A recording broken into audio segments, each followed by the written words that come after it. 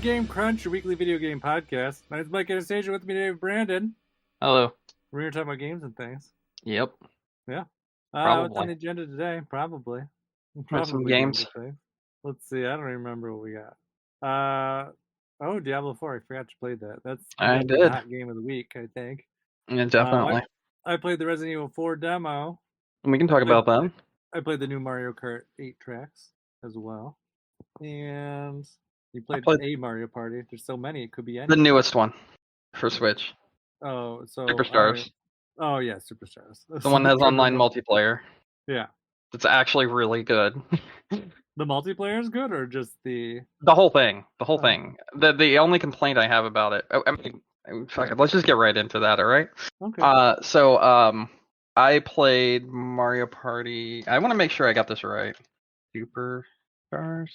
Yeah, Superstars. I think that's it. Yeah, Mario Party Superstars. So I played Mario Party Superstars. I have been playing it exclusively online with my friends in online multiplayer, because in this one they added all the boards and you can play all the mini games and all the everything, and you can play Mario Party online, which is what I've always wanted. You know what I mean? There is no lag. There is no issues with that game whatsoever. It is perfect. It runs incredibly well. I've had zero issues playing it. Every single night, anytime I played it, I've had no problem. That's no great. Dropouts, no desync, no lag, no nothing.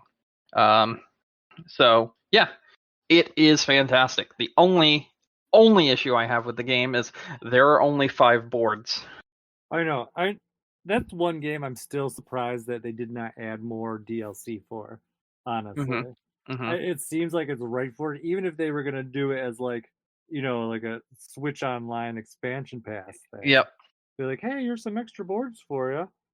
Like, here's some more Mario Party 2 boards, or whatever. Like, it just they don't even have the Wild West level, which is one of my favorite boards in the entirety of Mario Party, and that upsets me. I'm trying to think which Mario Party 2 boards did they have. One of them I know is one of my favorites, but Peach's Cake's on there. Fuck Peach's Cake. No, it's one of my favorites. I like the Yoshi's. That one's on there. Island. Yeah, one. That one I know. I know Spaceland. I think it's Spaceland and Horrorland. I don't like Spaceland, but I think I like Horrorland. Horrorland. Think about it. Horrorland's, neither of those are my favorite. I think I like Adventureland. Okay. I think that's the one where they all dress up as like Indiana Jones kind of people. Okay. But I think the Westworld one was good too, if I remember. They have Spaceland and Horrorland from Mario Party 2. And fuck Mario Party 3. It was right out of existence. Yikes. I'm not a big fan of Mario Party 3. Really? Yeah. Which seems weird. Woody Woods is in it from Mario Party 3. Yeah. And also, I'm just surprised, like, couldn't you just have an even number of stages from each game? Like, and then in Mario Party 1, we have Peach's Birthday Cake, Yoshi's Tropical Island, and that's it. Because we only have 5. So we have 2 from Mario Party 1 and 3 from Mario Party 2, I think? No, 2 from 2, 2 from 1, 1 from 3. Yeah, wait, what, really? Yeah. Oh yeah, you're right. Yeah. And I mean, the best one is 100% like Mario Party 2. Mario Party 2 has some of the best ones. And now that I look at this, I never realized they only had 6 boards. But yeah, I wish they would have at least had 6 boards in this one too. Like maybe add another Mario Party 1 or another Mario Party 3. I don't really like Mario Party 3, but having another board is still another board. You know what I mean? Yeah. I don't think 5 boards is... I mean, it's kind of like what they used to have on the Mario Party games, but for like a celebration of like a generation of Mario Party games, it's definitely... Actually, no. There were 8 boards in Mario Party 1. What? There are... Yes. Oh my god, that feels... There are 6 in Mario Party 2, and there are 6 in Mario Party 3. So at least they should have done 6. They should have done 6. Yeah. I will say, though, I don't feel like they skimped on the minigames. No, the minigames are excellent. Like all my favorite ones. All of them are great. All of them are great. I'm actually looking through it, and I think Superstars might have the least amount of boards out of every Mario Party game. Very possible, except maybe the last one on the Switch. I don't think that one had a lot of boards either. It had 4. You're right. See, we're upgrading by 1. But yeah, it's great. It's a lot of fun. I've been having a blast playing it. Let me see how many mini games this one has actually. 100. There are 100 mini games. That's perfect. It's a good selection of mini games. Yeah, and like even so there's some that I played that were from later Mario parties, like 10 and 8 and 9 and 7 and stuff, and I was like, these aren't bad. These aren't bad. They like even picked the solid ones from like the bad Mario parties. Yeah, they definitely did a good job of picking like the best ones. Mm-hmm. All around. But yeah, and just in general, it's been a blast playing. I got that capture device, so like on my Discord, I've been like streaming the games me and other people have been playing, so other people can watch us while we're playing it and whatnot, nice. and like hear our reaction in like real time and whatnot while seeing what's going on. And it's been a blast playing it. It's been so much fun. I haven't had this much fun with like a Nintendo game online probably since Smash Brothers, and honestly. I'm probably having more fun with this than Smash Brothers because it's a lot of fun to dick over your friends in Mario Party. Oh yeah, that's the best part of Mario Party. Mm-hmm. So yeah, it's been great. $40. $40. That's how much I paid for it. So. Oh, is it part of the Mario sale? It's part of the Mario sale. It is indeed part of the Mario sale, and it works great. So, Yeah, that's awesome. Mm-hmm. Oh, I guess since you are talking Mario stuff, I might as well do my Mario definitely. too, because it kind of goes in with it. But I played the Mario Kart 8, I don't even remember what, a 4th pack of DLC, I think. Dude, I want Mario Kart 8 so bad. I will say, so I think that this Yoshi's Island level that they made might be like my favorite new track that they put out in a while. I just want Mario Kart 8. Oh, I don't even have the game. Mario Kart 8's fantastic. So I was using my brother's copy of the game, right? Because he had like a whole bunch of Switch games. He got addicted to Fortnite to the point where he sold every single one of his Switch games. Oh no. Yeah, so I lost Kirby and I lost Mario Party and I lost every game. So like I've been rebuying them myself now, basically. Well, only when on sale because fuck if I'm paying like $60 for games that are like fucking 7 years old. Well, they're saying like that Mario sale, like the whatever the first thing, that's only supposed to be the first wave. So I know the second wave involves Mario Kart.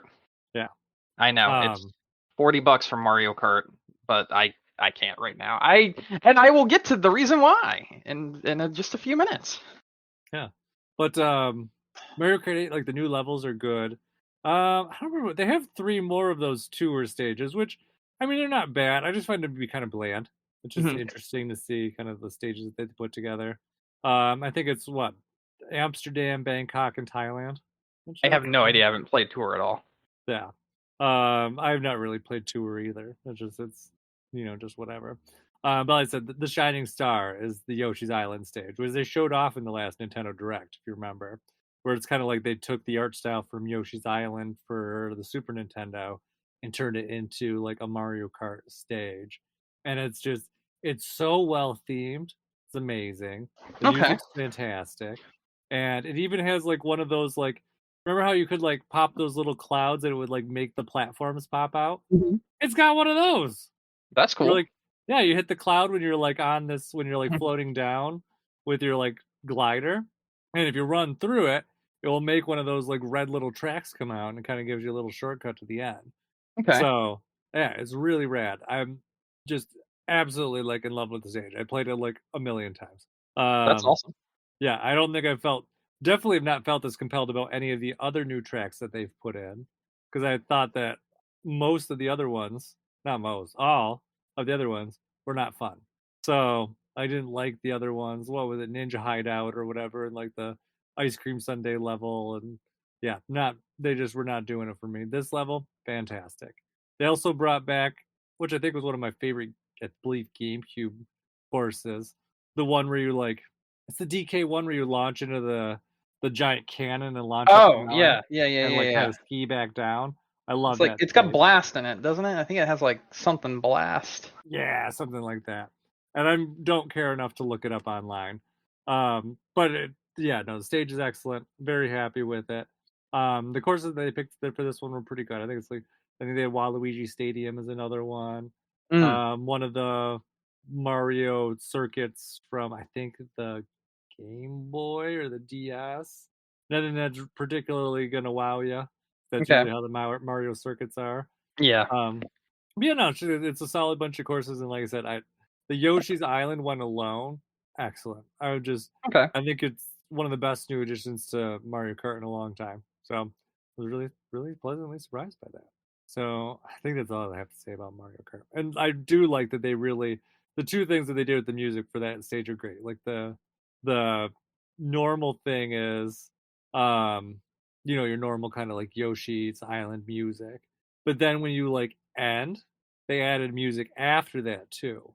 So it doesn't go into the normal Mario Kart music.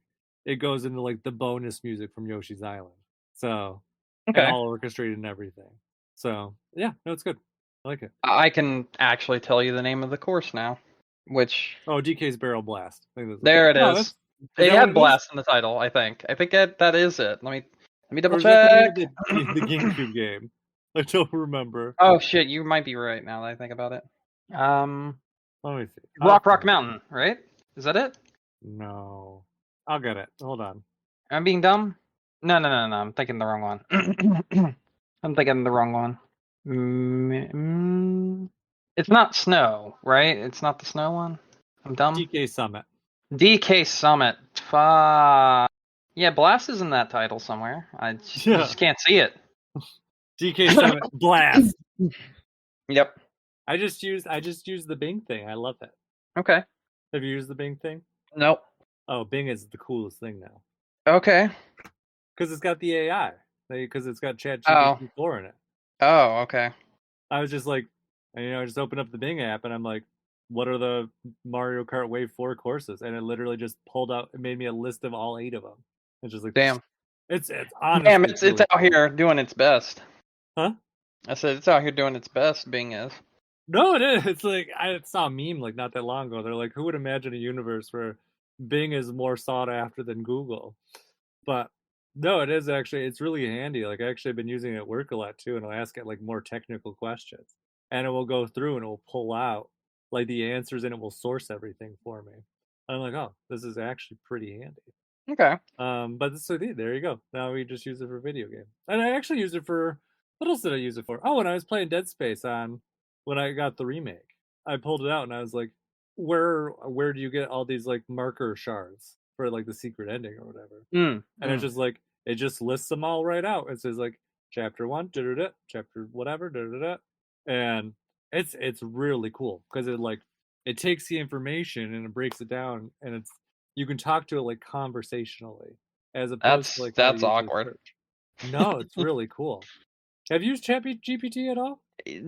Yes, but not much. Oh, okay. Yeah, no. I think it's like it's addicting. I don't know. And the last South Park episode was all about it too. So I'm not surprised. yeah, they said it like they gave credits. The writing credits were like Trey Parker and Chat GPT. I don't know how they had them write, but apparently they did. Okay. I don't know. It's really cool. Anyways, so that said, yes, the Mario Kart 8 mystery was solved. But then I tried the Resident Evil 4 demo, and honestly, not impressed. Really? I didn't hate it, so I'll say that. But there were some things I just didn't like about it. So I don't know if it was just the demo or if it was something else. But I didn't really. So I really didn't like the way that they changed up the front end of the game, because the front of the game, like you go into the cabin, you see the guy who tries to attack you, and you're kind of just like set into action all of a sudden. But now there's kind of like this. Well, now you're locked in the house, and you got to find the key, and you got to get out. Like I'm like, just let me jump out the window, and get the fuck out of this place. Like I don't want to run around. That's what I would always do on the other one, just like run upstairs and jump out the window and just start doing things. I think the game looks nice. I think that's fine. It was just there were some weird controller things, which I feel like if I played it, when you say weird controller, what do you mean? Just not used to the way that they assign like some of the buttons compared to like the original. So just like switching back and forth between like. Okay, so when was the last time you played a Resident Evil game? I played Resident Evil 4 within the last 6 months. When was the last time you played a recent? What was the most recent Resident Evil game you played? And I don't mean recent as in like, how Time, recently you but played it. new. I mean Last like one I new. played was 7, Okay. All which right. to me was different because that was first person. Yeah. Yeah. I just like I said, I just wasn't a not that the controls are bad and not that they were just like super unusual. It just wasn't exactly what I wanted. I don't think They're it like normal third person controls. yes, but not what I wanted. They're like literally Dead Space controls even. Mm, Yeah. no, I wouldn't say so. My bigger issue was more with how the gun and the knife were pulled out. Because By Dead Space had its So own ADSing is what does the thing for like the. Okay, ADS. let me give you a way to think of it this Oh, way. you played it on your PC. I played it on the Xbox. Yeah. So using aim. No. When I said ADS, it means aim down sight. So aiming down sight is the way you pull out the gun, right? Um. Pulling out the So gun was the well, no, that's it's normal. left trigger. Yeah. That's normal. Yeah. Um, but I think more like what I'm trying to say is like When you pull right trigger without ADSing or holding left trigger, you then swing your knife. That's what you're trying to say? Like no, that's what that's not you how do? it is. Okay. It's set to a different trigger. Really? Yeah, if I want to, if I Because remember I used an correctly. Xbox controller to play it on PC. So I have used a controller to play it. Mhm. I'm genuinely confused. Maybe it was just the way mine was set up. I I don't don't know. know. I I don't don't know. know. I wasn't a fan, and I didn't play around with the controls. And like I said, it's not anything I would knock the game for because I feel like it's something I'll get used to as I played more of it. It just wasn't necessarily intuitive. The one thing I didn't like though, control wise, is and maybe I just didn't find it. So maybe you Hmm. know, but there was no like Leon used to have like if you double tap like the A button like near a Hmm. door or like a window, he would just like slam through it. But now Yeah. like it didn't seem like that was there. Okay. So now it's done the same way it's done Resident Evil 2 remake, Mhm. where if you're sprinting, Mhm. then you slam through doors. Dumb. If That's I'm standing next literally to a the door, way. That's like normal for any third person shooter. if I'm standing next to a door, I want to kick that shit open. I don't want to turn around and run towards the door. What if Okay. there's a guy standing behind it? I want to blast the door right into his face with my feet. Okay. That is nitpicky, but I don't know. It felt like it slowed the game down a bit for me. Mm. But my like the when I was playing through the open like the chainsaw part, Mhm. that was that was more tolerable. I think my bigger changes were to the actual like layout stuff of the beginning part. Mhm. Listen, I didn't like how that changed up like the flow for it. I felt it slowed it down too much. Okay. But the chainsaw part was still very frantic and very like Yeah, all it over the was fun. place, like it was. Like it doesn't seem like they changed very much there. Like you No, I still think move it's things in just the front of doors. controls which you're having issues with, which there might be a way to kick in the door after you like start opening it. I have not fully checked. There might be a way to do that. Yeah, and I wouldn't be surprised too. But before it just used to be like AA, and then you would just like Yeah. kick it Yeah. open, and if someone was behind it, it would at least stun them a little bit, so you could like run by them, Yeah, I'm whatever. I'm But pretty sure there's still some way to do it. I don't know either, I though. felt like there should be just the way it was acting, because I'm like, I don't know why Ian's or not Ian, Leon is opening these doors like a grandma all the time. Mhm. Like there's a man behind you with a chainsaw. Like, why are you just like, let me open this door and see what's inside? Like, Okay. no, like fucking run inside the buildings. He's trying to kill you, and so are the 70 other people behind him. Yeah, no, but it was good. It was definitely frantic, definitely a bit more. Honestly, I think it was even a bit more chaotic than the original was. Okay. Not in like a bad way or a good way. Just there's a lot more going on. Um, I think I think the little brief story things that they tweaked with like the policemen, I think that was more like dramatic. I like Mhm. that. I don't like how Leon's model looks. I will say, I don't know why he looks Mm. weird. Not a fan. But I don't know. I I don't think it was bad. The reviews I've seen so far look like it's pretty solid. Mhm. So I, I'm sure it's probably going to be a good game. I just don't think it will live up to the original. That's all. I'll try it eventually. Okay. Probably. I feel like And I'll play it tomorrow. are you well, you already had a pre-order, right? Yeah, I already bought it. I just saw like something. I guess it was opening up for some people early, like on launch. Really Yeah, for whatever reason. interesting. Don't know where, don't know why, but I just saw that some people were getting early access to it because I don't know, some arbitrary switch opened up early. So yeah, I don't know. I'm interested to see more. So we'll see. And I don't I know. want to know where Maybe you I may. found the early access information from. It popped up when I was on Reddit when was scrolling earlier. I saw it, but I didn't look into it. I just saw that it's like some people are reporting that their downloads have already unlocked for play. So don't know. Hmm. Yeah. Um, that's all I got to talk about Resident Evil. I don't think there's anything else there. I'm excited to play more. Oh, I found the thing 6 hours ago. Anything exciting? Yeah, it looks like it's just some dude who had it and was playing on YouTube. Mm-hmm. That's it. Uh, basically, it's just a content creator that has it early, which most reviewers got it last week. That's all I'm saying. Yeah, So, possible. yeah, Could just be someone playing Shifty. yeah, probably. Anyway, Yeah. moving on. The other 4 this week. Yeah, I play another game this week. I played Diablo 4, which I'm gonna share some information on this one because this one's interesting. Mm-hmm. Diablo 4 was something you could get via promotion with KFC. Are you aware of this? Feel like I did see an ad or something about it. Okay, so I'm gonna share my story first, which will also greatly extend this podcast length. Does it involve KFC? Oh, it does. Okay.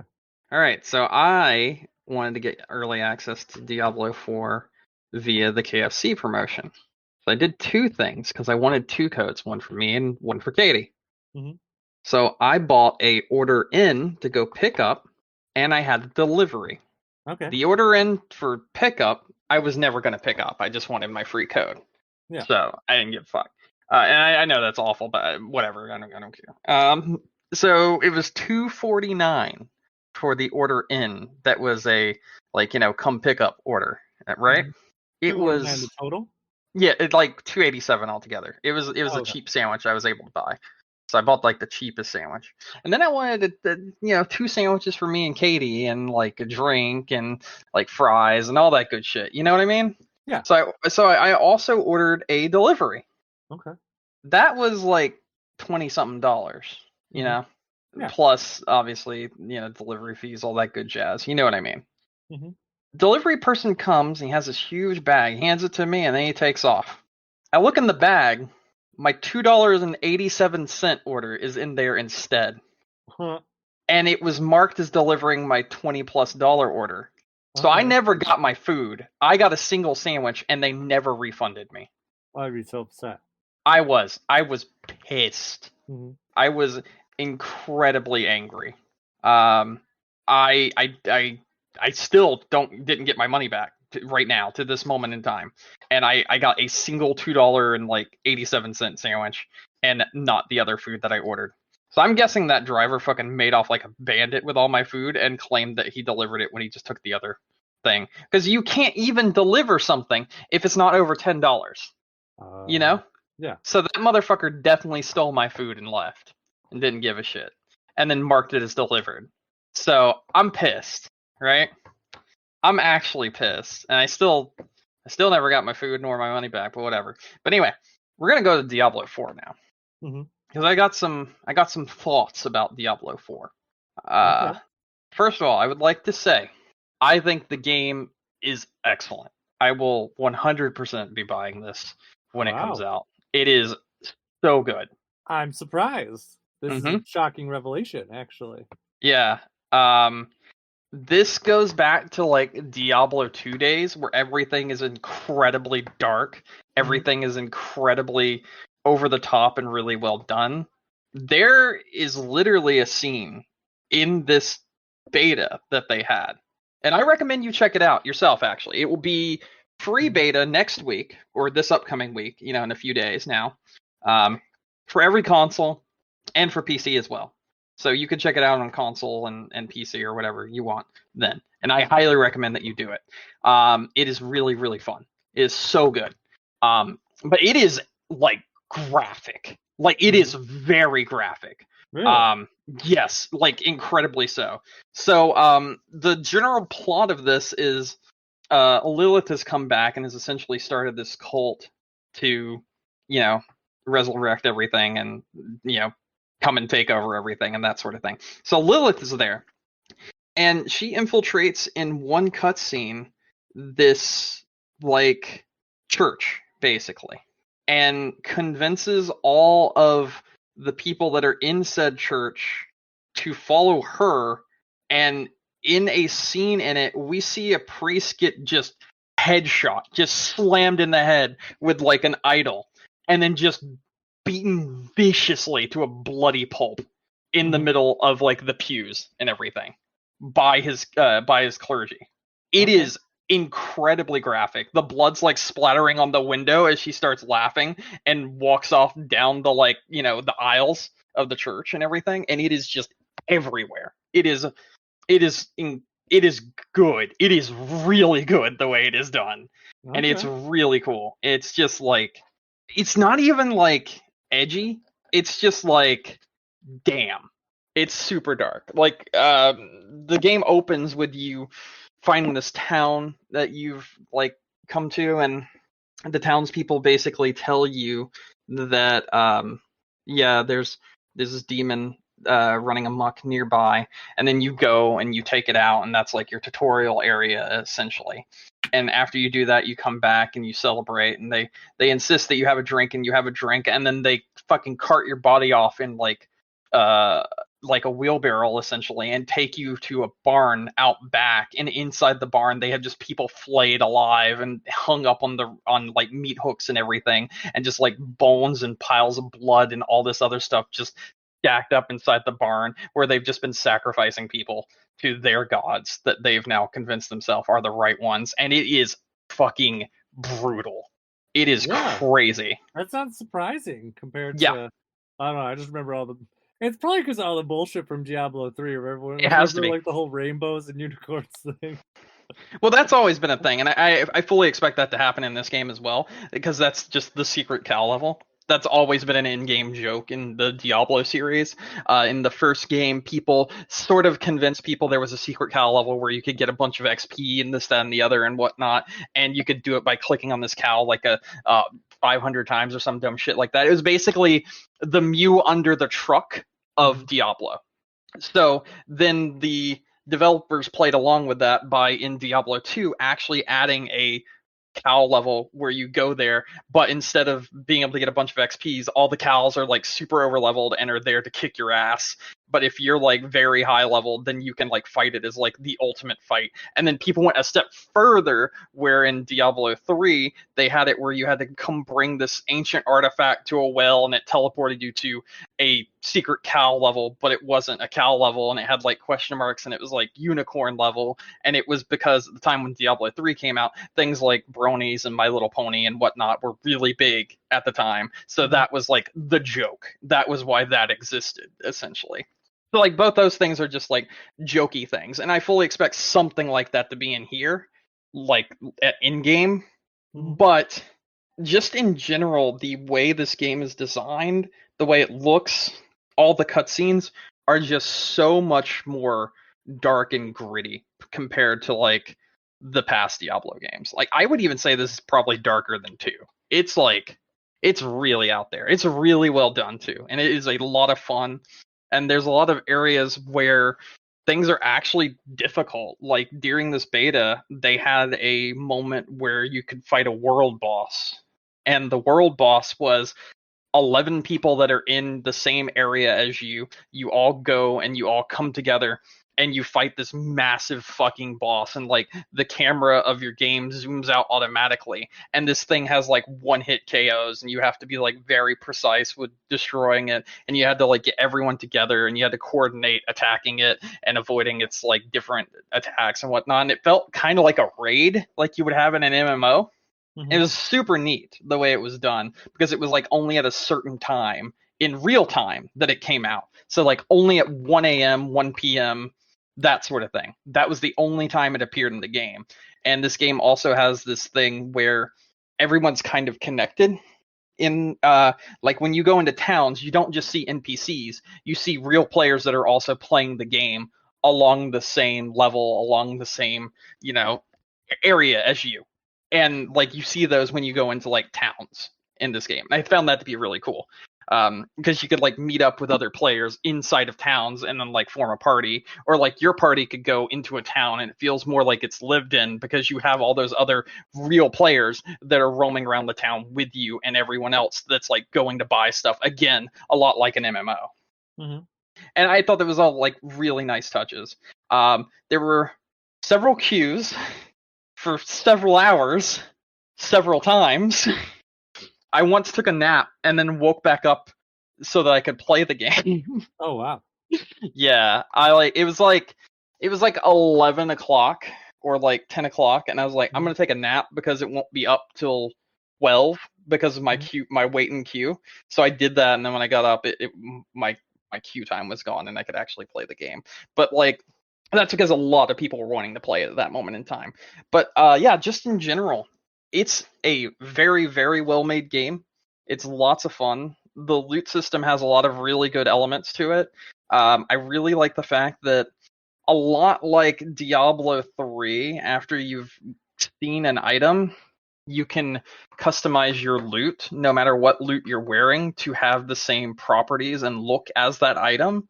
So like, if you get an item and you're like, I really like this, but it's a lower level, you can then take it to the blacksmith, salvage it, and that gets added to your wardrobe, as it's called. And if you go to your wardrobe, you can then put that on as a visual effect onto whatever armor you're wearing currently.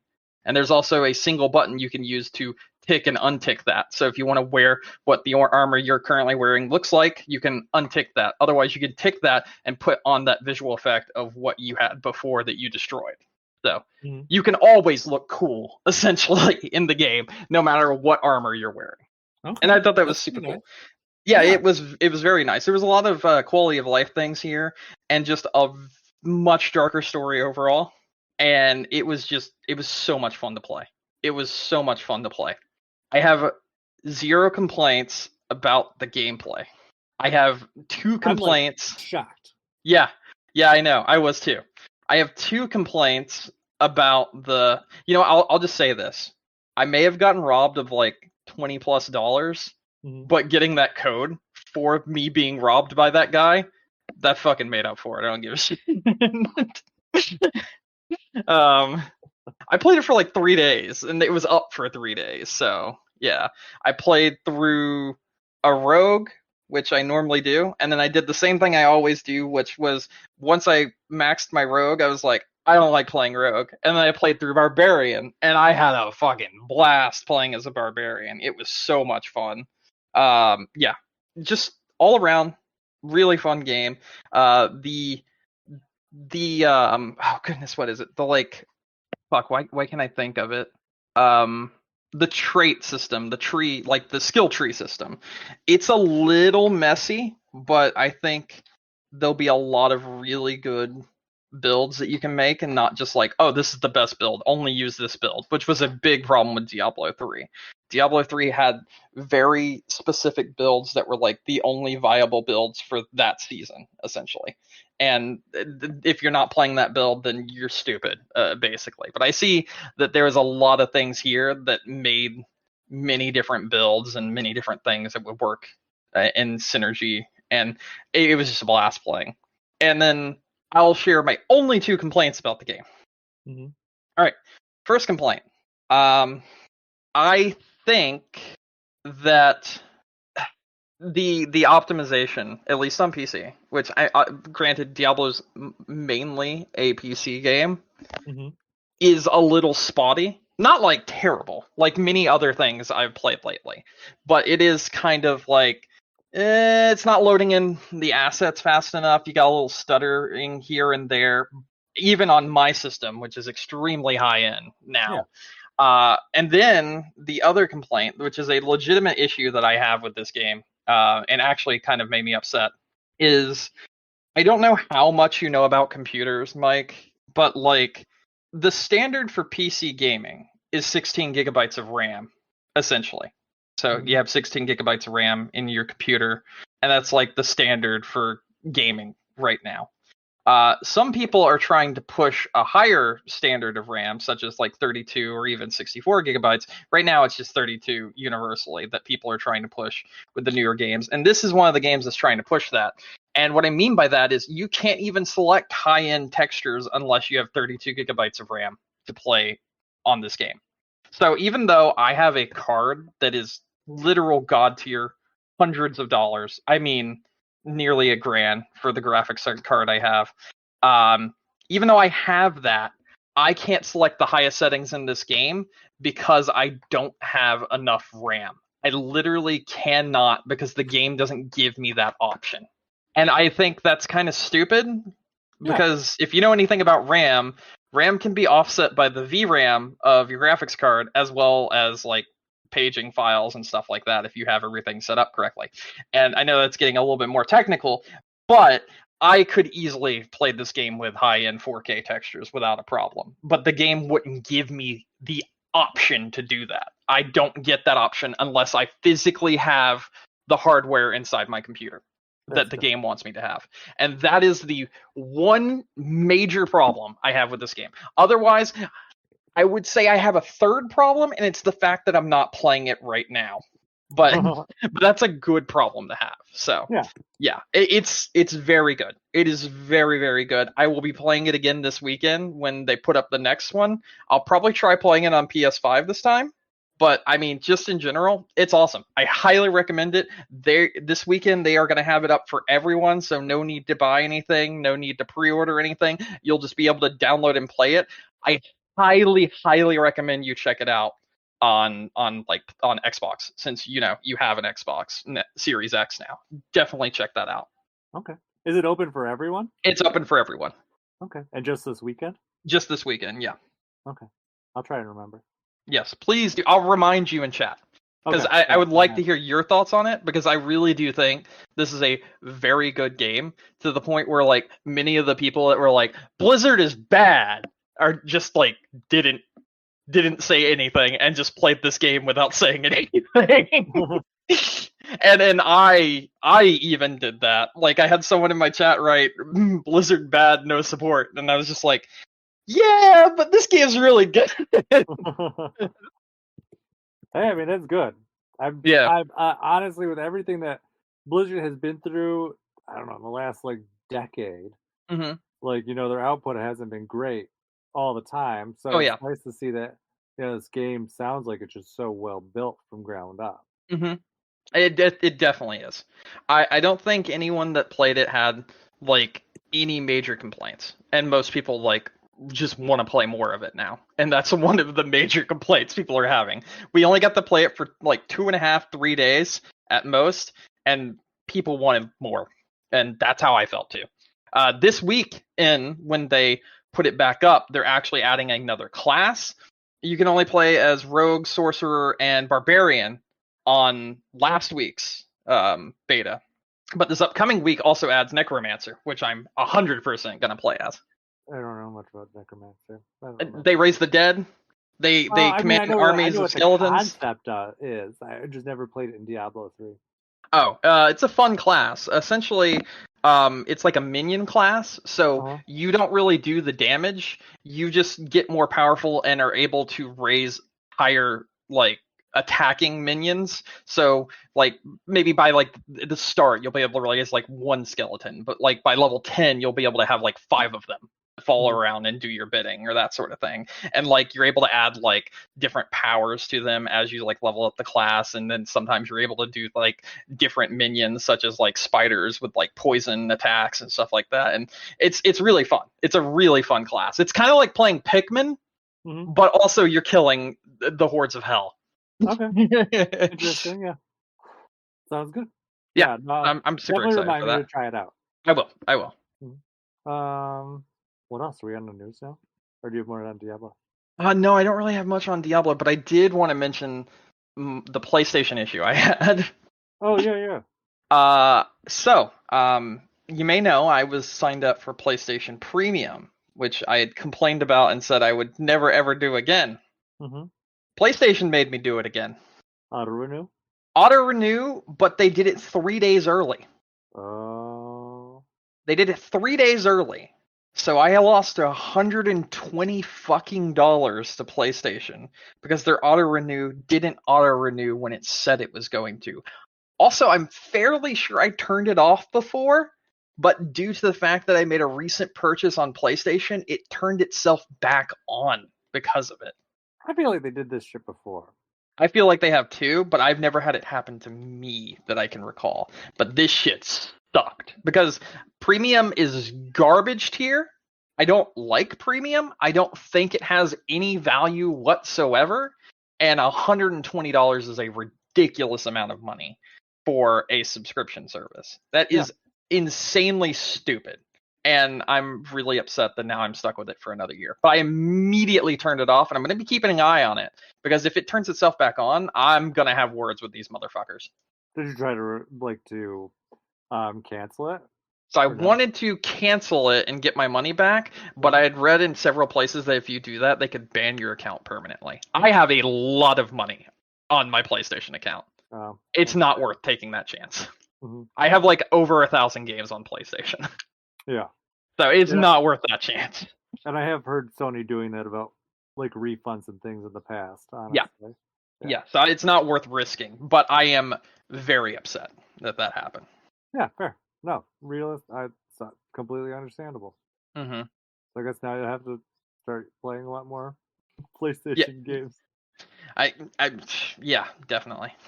Speaking of PlayStation, there's rumors of the PlayStation 6 will be coming in 2028. Fuck off.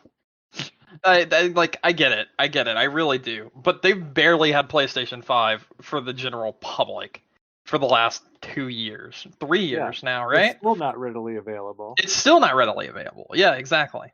They're still not readily available. There's like what, 2 games that are like actually made specifically for that system. Wait, what? Ratchet and Clank. Oh, that's already been announced to be coming to PC next. One game. What's the one game? I'm trying to think. What's the one game? The other game? Yeah. That one you like? What is it? Dark Souls or whatever?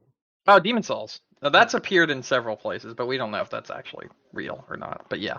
Yeah, but I mean, I'm saying we're what, 3 years into this, and there's only been like 2 games that are made specifically for the system. Mm-hmm.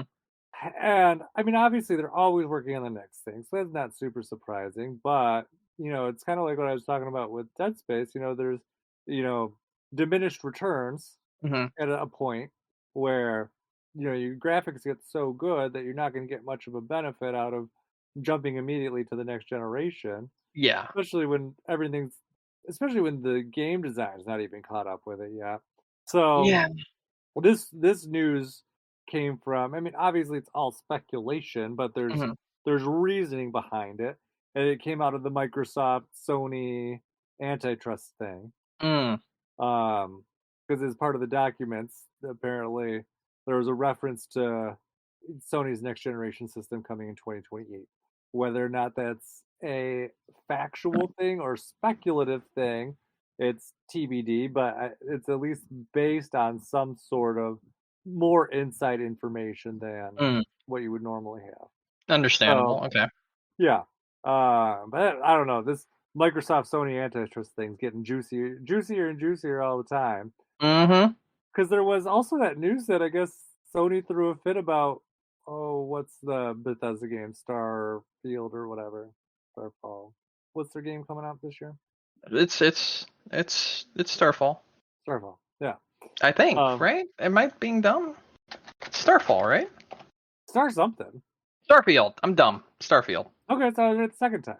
Yeah. Mm-hmm. I knew it was one of those two, I guess. But yeah, no, so I guess Sony threw a hissy fit about that, being like, oh, well, see what they did with Bethesda when they bought them. They pulled all the games away from us. And you think they're going to do the same thing? You don't think they're going to do the same thing with Activision? Listen. Here's my problem with all of this. Mm-hmm. Sony literally did this in the early 2000s with everyone. They bought up so many people. Mm-hmm. They bought up so many companies. They did the exact same thing Microsoft is doing now. And they're throwing a fit because now someone else is trying to do it. Yeah. I just don't understand it. I really just do not understand. Like, other than just flat out greed and stupidity. I don't understand why they would even do this, because it does not make sense. Because Sony's like, oh, look at Microsoft's doing. Like, guys, you bought like Bluepoint, you bought like the people that owned Shadow of the Colossus, you bought like the Bungie. people. What? Bungie. You bought Bungie recently. You've done all of this stuff, and like what you've done is after buying them, you've made sure it's just for you. You've made sure of that. I mean, the Sony Santa Monica or whatever, the people that are doing God of War now, they were a different company before that was not owned by Sony. They bought them. That's only for them. They're literally complaining about someone trying to attempt to do the same thing they did like 15, 20 years ago. Yeah. But they got away with it scot-free. No issues whatsoever. No one tried to stop them from doing it. But now it's like, okay, well, someone wants to compete because you keep talking about we need competition, and if this goes through, it won't be competition. Bullshit. You've literally already made sure that there won't be any competition by doing the same thing that you're complaining about Microsoft doing now, but you did it ahead of time. You did it. And it also seems like you've done it with Square Enix, but you just aren't telling anyone yet, if I'm going to be completely honest. Well, part of the thing that came out in the trial, Microsoft requested all of Sony's exclusivity agreements, I think, since 2019. Mm-hmm. So those, I imagine, would come to light at some point, too. Obviously, that's going to involve Square Enix to see what's going on there. Mm-hmm. There was some off comment, too, and it's reported as rumor. But supposedly, like, one of the Sony people made a comment to someone that was basically like, "We really don't care if Microsoft." No. That was in court. That was in court. That was not even an off comment. That was literally in court. They said, and I quote, "We don't care what kind of deal you're giving us. We aren't going to accept it. We just want you to not have it." Yeah. Like that was their comment in court. And that's also shows a very big issue. It's literally just like they don't want someone to have the power that they've had for forever. Mm-hmm. And that is an issue for them. And then you look at things like many of the people, at least on the Sony board, are being like, well, I mean, they've got this company. Like Microsoft's already bought up all these companies and they've put out nothing from them, which isn't true, first of all. But second of all, Sony always likes to talk about how long it takes to make games and how long it takes to perfect your craft. But they're sitting here and being like, yeah, that only goes for us. It doesn't work both ways. It's only for us. And it's just like, can you just shut your dumb ass up for like 10 seconds? And then on top of all of that, my favorite one, which I presented to you, and I showed in our chat, was where Sony said that they're afraid that if Microsoft gets the rights to Call of Duty, they may make the PlayStation version worse. Oh, yeah. And then after all of that came to light, they were like, why would anyone do that? Why would you even say something like that? And then no basis for it. There was no basis for it. But, and this is all speculation, right? Mm-hmm. And a lot of people have been pointing to this since Sony has openly stated that fact randomly out of nowhere. If you look at every third-party game that Sony has some kind of like exclusivity deal with that is also on Xbox, every single one of them run worse on Xbox. Every single version is worse on Xbox. So, for instance, their MLB game, worse on Xbox. Hogwarts Legacy, worse on Xbox. Even the Resident Evil 4 remake demo, worse on Xbox. Every single thing that Sony has touched, mentioned, advertised, or done something with the company with, the Xbox versions are always worse. Now, there are several factors behind this, which are kind of interesting when you look at them. So I'm going to go take, for instance, the Xbox version of Resident Evil. For instance, the Xbox version of Resident Evil 4 Remake, just the demo, we're just going by the demo, runs worse on Xbox because on PlayStation, it's running at a lower resolution in order to have a higher frame rate. And it's a higher resolution on Xbox, just a flat out higher resolution. That's just all there is to it. Which that's normal. That's a one-off. That's like nothing. There is no reason, period, that Hogwarts Legacy should be running worse on Xbox. Everything's running at the same resolution. It's just a worse version across the board. And if you've done your homework, you would know that the Xbox Series X actually has a better fucking GPU than the PlayStation 5. So there's no reason for it to be running worse other than just optimization issues. Yeah. And when you look at Hogwarts Legacy, the PlayStation 5 has a extra mission that does not exist on any other system and has extra exclusive deals with Hogwarts Legacy. And a lot of people, myself included, have been like, Sony, did you really just out of nowhere say, yeah, Microsoft may make the games that they have exclusive deals with worse? Or was that just kind of you telling on yourself? Probably both. Because it just seems so weird. Because it's never been in any console generation that the more powerful console has worse running games. Like, you can make an argument for stuff like one-offs, like the Bethesda games like Skyrim running worse on the PlayStation 3, which is totally fair, but then you have to look at it and be like, yeah, but Bethesda kind of sucks, just in general. True. Yeah, I mean, the PlayStation 3 did have a ton of issues, but a lot of it, that was a lot of the architecture issues. Yes. So vastly different. But the architecture is not different between the two consoles we have now. That's the thing that doesn't make any sense. And then with Sony randomly coming out and be like, oh, if they have exclusive deals with someone, they could potentially make the PlayStation version worse. That's so oddly specific that it's just like, it's honestly kind of suspect. You know? It's so incredibly weird and specific to say something like that, while the PlayStation versions are running better than Xbox versions of pretty much most games released this generation. And it doesn't make any sense. It's like, okay, I see you there. I don't know. Am I getting into conspiracy theories and that sort of thing? Probably. It's just really weird. It's just really weird. Yeah. I mean, I guess we'll see how it plays out. I don't think we're anywhere close to it. No, absolutely not. Yeah. But anyways, the only other thing I had to talk about this week, news-wise, was Lance Reddick died this week, which was just absolutely tragic to me. Yeah, it is. Yeah, it's awful. Awful. I mean, I loved him in Quantum Break. He was in that game. And I think he did Destiny as well. He is in Destiny. He is a very prominent figure in Destiny. And Bungie put out a nice little thing about him and everything. Yeah. So yeah. Oh, and he was, I believe, the last actor to play Albert Wesker on TV. He was. You're correct. Yeah. Granted that was a awful version of Resident Evil, but he was the best part of the show. He's the best part of the show. Yeah, and he's a lot of times the best part of whatever he's on. So yeah. No, I totally understand where you're coming from. So totally shocking. I was just very surprised by the news this week. So I don't know. So just it's sad passing because no, he seemed like he was. I mean, not seemed like he was a great actor. So I always absolutely loved seeing him in something. So he will be missed. Yep, I agree. I guess that ends the show on a downer, though.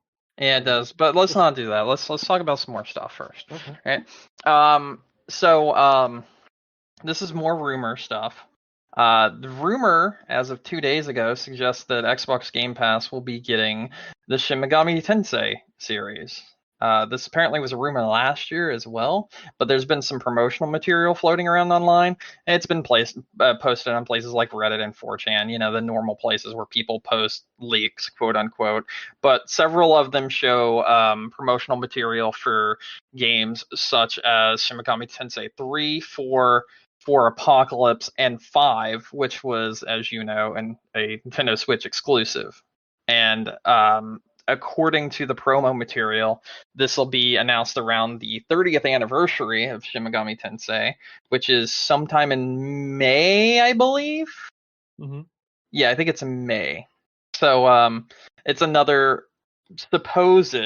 Basically, it was pointing to like Microsoft trying to make more plays at getting other Japanese RPGs onto their console on Game Pass in the coming future. Now, I don't know if any of this is true. I think it'd be great to have Shin Megami Tensei 5 on a system that could actually run it. I would like to see it on PlayStation as well. I'd like to see it on literally anything except the Switch, because that game cannot run on the Switch. You never know. Maybe they'll optimize it really well. What are you talking about? The game's been on Switch, and it was never optimized after it was released. Maybe they'll fix it. Dude, that game came out in 2020? 2019? I don't know what it was. But either way, no, they can't. The way it's designed, it can't play on Switch. I'm guessing you've never seen this game. No. It's a giant open world RPG, and the Switch is like, I can't handle this when trying to play it. As it does sometimes. Many times. Let's be honest. Many times is the answer maybe here. When the Super Switch comes out. Yeah. Maybe we'll get that by 2028. There's a new rumor about the chips today. I didn't look into it. Mm. I didn't care that much. I do think it's coming out maybe this year. That's my new theory. I think it might as well. I think if anything, that will release soon. And hopefully it's better supply than the PlayStation and the Xbox. I mean, Xbox is doing okay right now with supply. PlayStation still needs to pick it up. Like, I actually see Xbox is out in the wild. I still have not seen the PS5 on the wild, which is, I think, a shame, because I feel like the less PS5s are out there, the less of an incentive Sony has to drop the PS4, which is a big problem, because I feel like PlayStation 4 is not only holding back the PS5 as a whole, but I think it's holding back the entire industry when it comes to current gen gaming because of the PS4. And it's a damn shame, because like, I know PlayStation 5 has some incredible fucking games on it. Like, I've played Returnal. I know how good that game looks. I know how good that game plays. I've played Ratchet and Clank. I know how good those games are. I know how good they play. I've played those games. They're fucking excellent. But they're not releasing enough stuff like that because of the fact that there's still so many more PS4s out there, and they're not going to be able to convert people over to them for a while. What I foresee actually happening, and I do hope happens, is that seeing as though there's really no longer a shortage of the chips for PS4 and Xbox Series X, because crypto mining has definitely calmed down now, and a lot of the card people, that, it's a lot easier now for AMD and other people, which AMD is the one currently making the chips and stuff for PlayStation as well as Xbox. And it's a lot easier for them to make the chips for those current game consoles now than it was before, when they were having to deal with all the crypto shit that was going on, and as well as the pandemic. And I think now what PlayStation should do, and what would be their smartest move, right, would be to announce a PS Slim, have it cost like $50 less than the PS5 normal edition that we have right now. Let's say $350 or even $375, right? Something like that, right? Let's do that. Sell that as their hot commodity for this year. Get it onto the shelves. Get a lot of people to adopt PlayStation 5 as a whole. Be able to fill out those people's game libraries using PS Plus Extra or even PS Premium, and advertise that sort of thing. Do something like Nintendo's doing with the Nintendo Switch Premium that they're doing right now, essentially.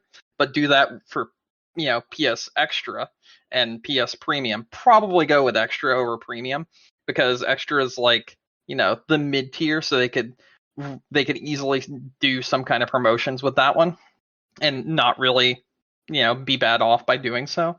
Advertise it on their next state of play, advertise the new console, and have that as a way to fill out people's library for the new system. Once they get that new system, be like, yo, you can play, the 4K 60 FPS version of Final Fantasy 7, remake. You can play Returnal, you can play the Demon Souls game, you can play this, that, and the other, these PS5 titles on there. Maybe add like another one such as like Dying Light 2 or even Last of Us Part 1 or after it releases on PC, and then use that as a way to push PlayStation 5 sales, and they would make fucking bank. Like, they would be so well off. Yeah, I mean, it would make more sense than what they're doing now. And you know what else would also really work with that if they were to do that? Mm-hmm. Sell bundles with the PSVR 2. Oh no, they're never gonna make that cheap enough. No, hold on. No. They don't have to make PSVR 2. You understand? They don't have to make that cheap. If the PS5 Slim is $350 and then you bundle it together and you sell it at like $800 for the bundle, right? People will look at the PS5 normal and be like, well, that's already $500. And then they'll look at the PS5 Slim and see the headset also, which is like supposed to be some way to push the PS5, and they'll be like, instead of getting the fat old version of the PS5, I'll get the slim version and the VR headset. If they can push it hard enough, is what I'm trying to say. And then people will not look at the price difference between the two because they'd be bundled together and it'd be like, oh, 400 and 400. Cool, let's do that. And then also they could sell the PS5 Slim for $350 outside. But that bundle would make it look like they're getting a good deal over the normal PS5s. It's a really manipulative way to do it, but it would actually work, I think, if they were able to convince people that they need the VR headsets, which it looks like they're already attempting to do, because their last state of play, they had a decent chunk, like maybe 10-15 minutes dedicated just to VR. I still think it'd be a tough sell. And the big reason is because people will look at it and be like, oh, but I can get a PlayStation 5 for $350. And I think that alone would shut it down. They'd be like, well, why would I want to spend the extra, $400 on this VR thing for, a handful of games? When there definitely, don't get me wrong, there'd definitely be a smaller crowd that would be like, there'd be a group that would be in for it. Yeah, definitely.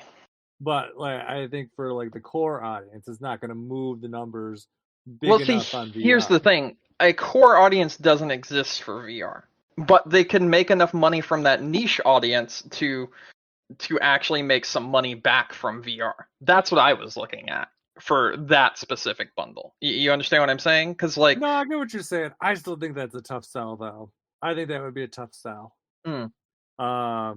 Especially if because Sony historically doesn't even upsell their hardware. They usually sell it at or for a loss.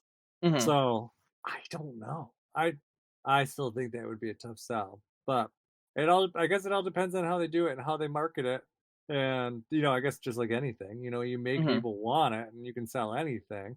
Yeah. But I think that's the tricky part, because at the end of the day, at least even with the scenario described, the VR headset more than doubles the price of the console. And I think that would be the biggest hard sell. Although it does, what I'm banking on, right?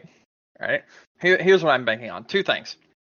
One, that niche audience, the one I'm telling you about, the one that'll just be like, oh, I want the newest, greatest thing possible that I can get. And those niche audience people will spend a shit ton of money. You already know that. I already know that. That's how that works. But two, supply and demand. I'm expecting people that buy the $350 PlayStation 5 to be like a lot, And then the people that are left over that didn't get one will be like, well, I mean, I'll eventually get VR. This looks like a good idea. And then they'll be forced to buy the bundle because there's no more $350 PS5s because they've already flown off the shelf. That's my assumption of what would happen in a way of moving product. That's what I think could work very well, basically. I don't know. Again, very manipulative, but that is kind of what they would have to do. At the end of the day, Sony won't do it anyways. They're never going to be aggressive enough with it. Mm-hmm. I just don't think, even if that's the sad thing. Like, even if your idea, like, with a solid basis, Mm-hmm. I just can't see Sony being aggressive enough with it. I Yeah. think they've already set out the VR to die. I don't think they're going to do anything to save it. So you think they're going to give up on it? I think that it's going to be the new, like, PlayStation TV thing. I don't think that. I don't think so with that. I'm gonna disagree with you with that one already. I think so. So here's one thing that's already been like agreed upon by pretty much everyone. PSVR headset is the best VR headset you could own right now. If you are a VR enthusiast, it is the best VR headset you could possibly own. If we were to wait a little while and get it for a cheaper price, I'm pretty sure many people, myself included, would do so. Because, right, here's the thing. It's a 4K. I think it's 4K. I don't remember exactly how much it is. But anyway, it's a very high quality VR headset. And it also has an OLED screen for each VR lens. That's insane. And it also has HDR for that OLED screen on each VR lens. That is in fucking insane. There is no VR headset like that in existence. Now, Sony may give up, and if they do, that's when it'll become successful. Because if they give up and they do what they did with the old PlayStation VR headset, where they drop the price, that thing is going to sell like fucking crazy. Oh, I don't doubt it if they give up on it. And, whatever, like, people will do it. And, hopefully there'd be like a modding scene that would just. I actually think that if Sony were to give up on the headset and just drop the price by this holiday season, right? Mm-hmm. It would be successful. Like, they would have to give up for it to become successful. And it would become incredibly successful because they gave up. Like, if that thing even got down to $300, people would be chomping at the bits to get it. Yeah, I mean, $300 is definitely more reasonable, for sure. I think that should have been their target price to begin with. If it got to $400, I still think it would be fair, because you look at $400 right now, right? Because right now it's what, $600? Let me double check. I think it's $600. I'm trying to figure out where the fuck I can even find one. Let me see if I can find a price. All right, what is your price, Sony? I don't give a fuck. What is your price, Sony? Let me ask Bing. All right, go for it. I'm asking. Hold on. Okay. All right. See, Bing is checking. Mm-hmm. Bing says $549.99. Suck it, $550. $550. Okay. All right, $550. All right. If this was dropped by $100, it would still be an incredible deal. Oh, I don't disagree.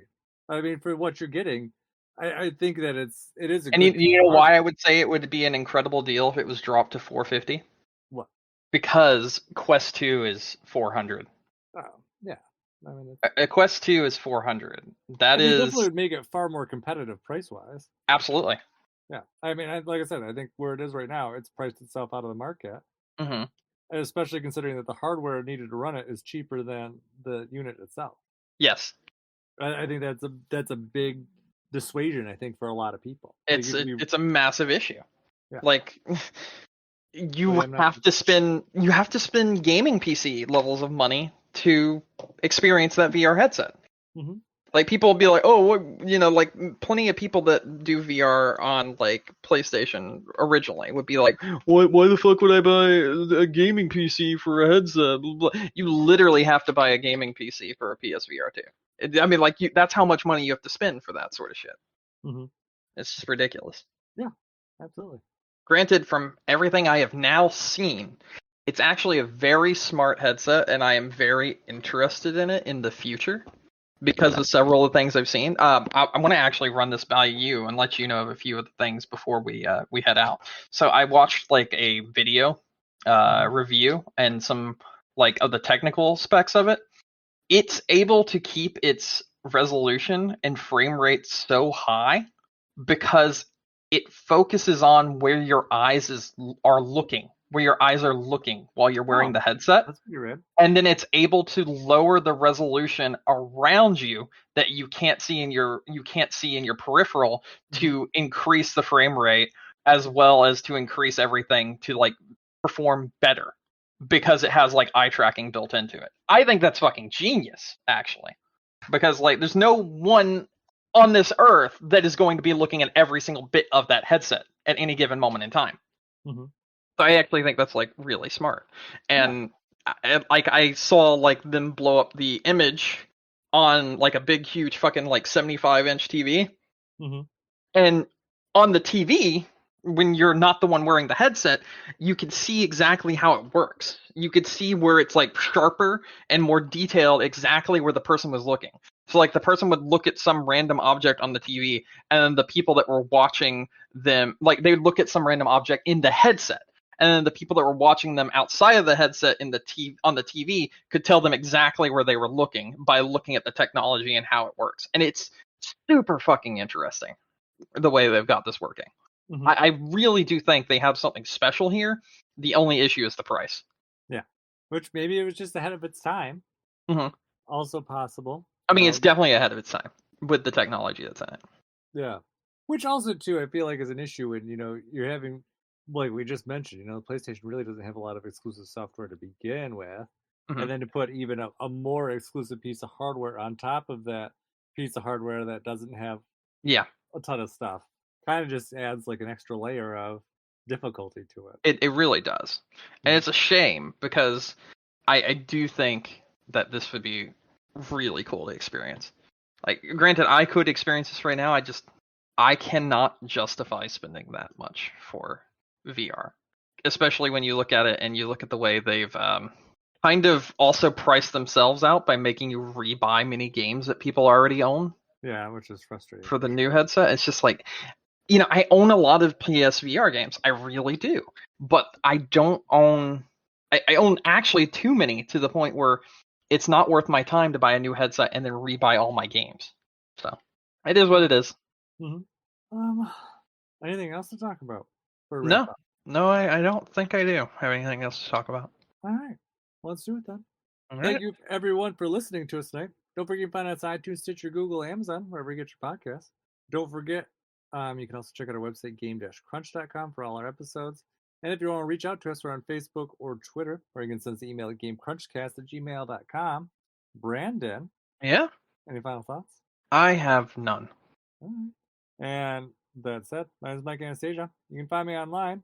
I'm Clash Your Penguin there or on your favorite gaming console. And until next week, game on. Game on.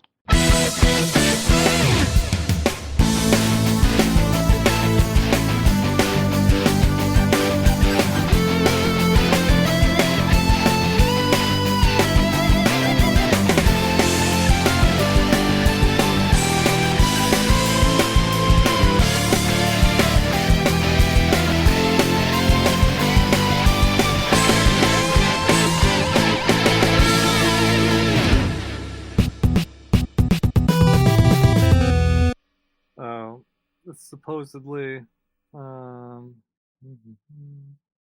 interesting. What? Just apparently Activision was working on a Donkey Kong game, and that's why there's been that rumor floating around for a while. Activision? Yeah. Okay. I mean, a lot of these rumors are like things that we've talked about before. Mm. The Donkey Kong one's new. I don't think I would talk about that one, but maybe it comes up topically. F-Zero GX is supposed to be being remastered by Next Level Games. Oh yeah, really? Mm-hmm. I believe that one. Be good. Yeah. Who was the ones that did Fast RX? RMX? Fast RMX? Was that Next Level? Which game? Fast RMX. I don't know what that is. Fast Racing RX? No, I don't know. Fast RMX? Nope, not familiar. It was a first-party release by Nintendo on both the Wii U and Switch. Oh, I think I know what you're talking about. I don't think that was first party though, right? Like that was wasn't that the indie game thing? No, it was an indie developer but published by Nintendo. They made them first party. Well, even if Nintendo published them, it doesn't mean they're first party.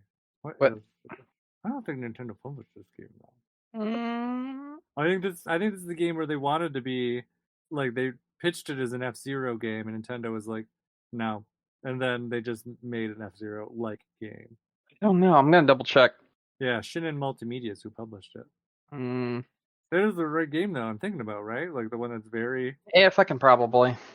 very F-Zero-esque. Yeah, like I said, probably.